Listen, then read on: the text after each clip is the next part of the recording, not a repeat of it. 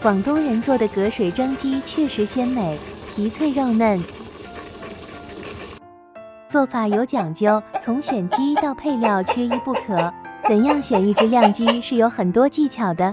隔水蒸鸡一定要选老一点的鸡，鸡龄要有180天以上的放养土鸡。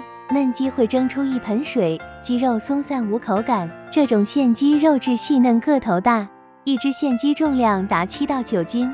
要选放养的靓土鸡，就要记住4点，掌握4个小窍门，一看就知道是不是土鸡。第一，看鸡爪子，土鸡细长，拐子较尖，鸡掌会有后剪。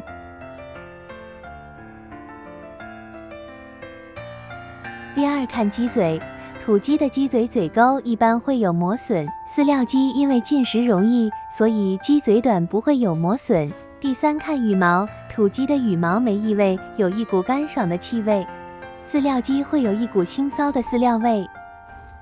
第四，看鸡头，土鸡的鸡头较细小，鸡冠偏小，色泽较红润，这是一个在农村放养标准的土鸡。这种鸡又叫阉鸡，鸡肉紧实，香味浓郁。选好了鸡，下面就进行传统的广东蒸鸡做法。土鸡鸡皮一般为淡黄色，毛孔细小紧凑，肉质结实。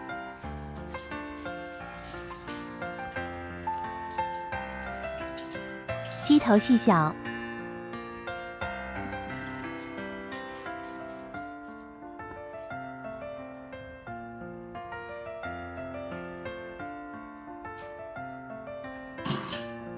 鸡距越长越坚硬，越粗糙，代表鸡的年龄越大。土鸡的肉摸上去也比较结实，有弹性。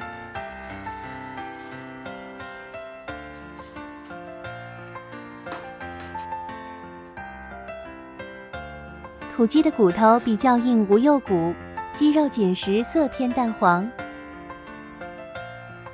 土鸡的鸡掌会有后剪。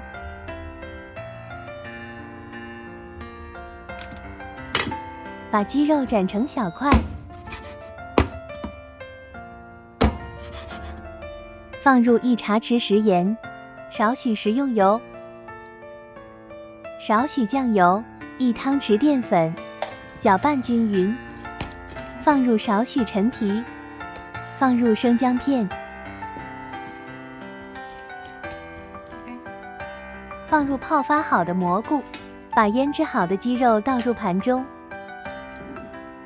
放入蒸锅中，最后还要放入红枣片和枸杞。盖好盖子，开大火，水烧开后，蒸15分钟左右即可。